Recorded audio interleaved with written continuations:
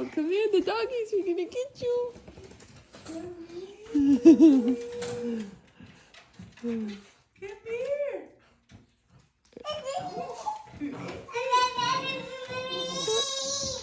I know. Good morning, guys, and happy hump day. We have 2 job sites going on today. They are in the same neighborhood, not on the same street, but the same neighborhood. So this is really nice. It's gonna be a good day to have them close together. I just dropped off Viviana at my mother-in-law's house. I'm on my way to the first house. We'll see what they got going on, and then we'll check on the other one. They're probably literally like a minute from each other, if that, which is so nice.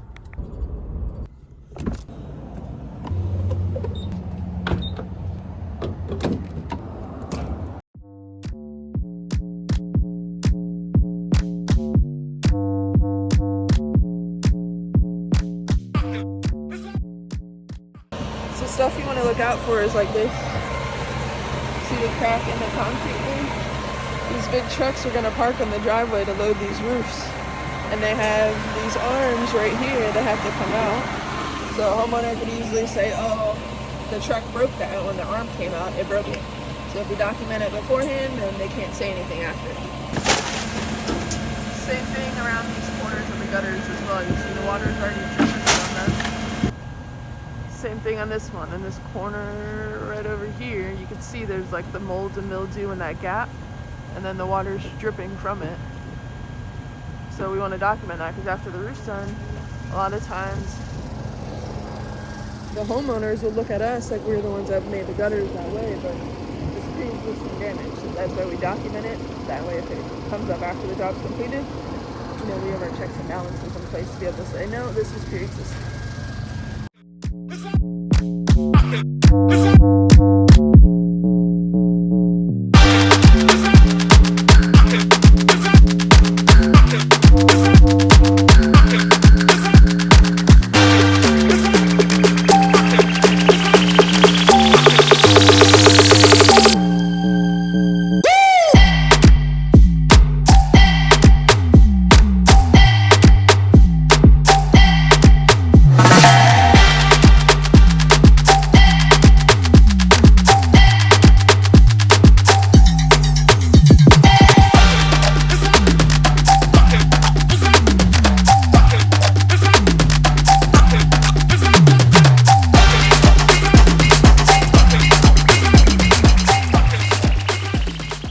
Truck at Pedro's house is having a hard time really fitting into the driveway. They don't think that they could boom a full pallet far enough onto the roof.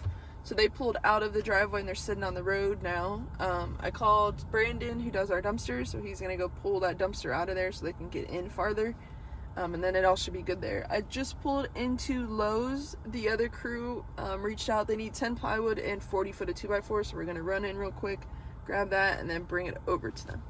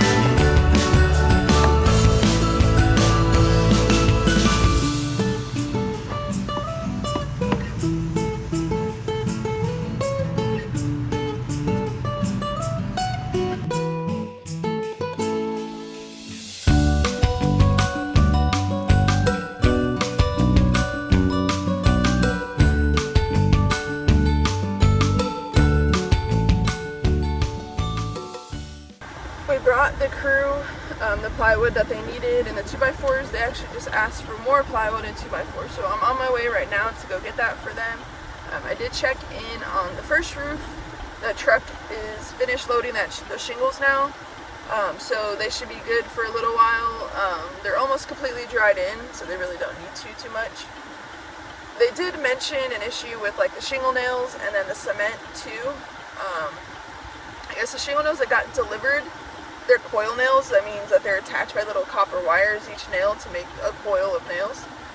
So that coil on the nails that got delivered, it's black and it's copper. So it's supposed to look like copper, but they're black. So I don't know if that's why, but I guess the nails are getting jammed in the guns. The guy said that they've oiled the guns, so they shouldn't be getting jammed. But I may go get some nails and swap those out. It could just be a bad batch or something like that. And then the cement, they said it wasn't sticking to the goosenecks, but I think it's depending on where the goosenecks come from, like the manufacturer. So when we order it from Beacon, they supply us with, or I guess QXO, they supply us with the goosenecks they have on hand, whether they come from Millennium or like Tamco or wherever. You know, they supply us with whatever they have on hand. So sometimes they come with like that oil residue, you know, from being made in the machine. They have like an oil residue on it. So I think that could be it. Like maybe that oil residue is preventing the cement from sticking to the metal, or not as good as it should. But I mean, it's cement we've always used. Everybody always uses it. So I mean, I just don't see an issue in it whatsoever. I mean, especially just like out of the blue. I mean, like I said, it could be a bad batch. It could be the gooseneck itself. I also told him, you know, to have them check the underside of the goosenecks. So when they manufacture them, there's 2 seams on the bottom of the gooseneck, and they caulk those seams. Well, sometimes that caulking is like a normal, like caulking, and it's got some flexibility to it, so it has some movement and it doesn't crack. But sometimes it's like a stiff, you know, like putty-like caulking, and there's like a crack down the middle. Like it doesn't have that flexibility to it. So I told him, double check the goosenecks, the bottom of them. You know, if we got to extra seal the bottom of the goosenecks and stuff like that, like that's perfectly fine. We just need to make sure that, you know, it's getting enough cement and that they're sealed. We don't have to worry about them. You know, I do have to say, my freaking triceps are so sore from those 2x12s yesterday, man. I had to get 6 of them, and I don't know how much they weigh each, but they're pressure treated 2x12s, and man, those suckers are heavy. But I'm like, I can feel it now this morning, especially moving those 10 sheet of plywood earlier, loading those on the cart. I could feel it, and then putting them in the back of the truck. But now I gotta go get 7 more. I'm gonna be sore tomorrow, extra sore.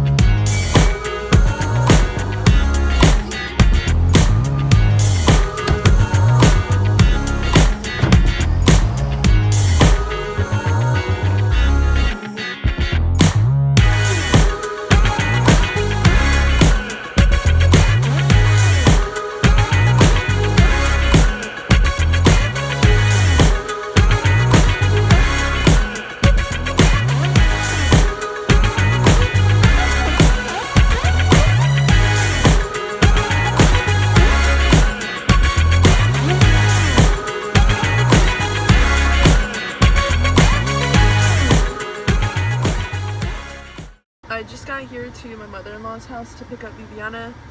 We had a pretty productive day. We got a decent amount of stuff done in the field. The crews needed a decent amount of wood. And then we got a decent amount of stuff done in the office too, which I'm happy about. It, like, at least relieves a little bit for tomorrow. So there's still a few jobs that I need to go through. I need to go back through all the jobs that are kind of sitting and approved or waiting to be scheduled, or not waiting to be scheduled. They're waiting on something.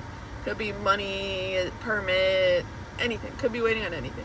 I need to go back through those jobs and just double check what they may need and then get those addressed. That way we can get them on the schedule and get jobs moving and flowing. So I think that's what I'm going to try to do tomorrow when I get into the office. And then obviously we'll be getting the crews rolling in the morning. But let's get Viviana and see her smiling, giggly little face. Not even 5 minutes on the road and she's asleep.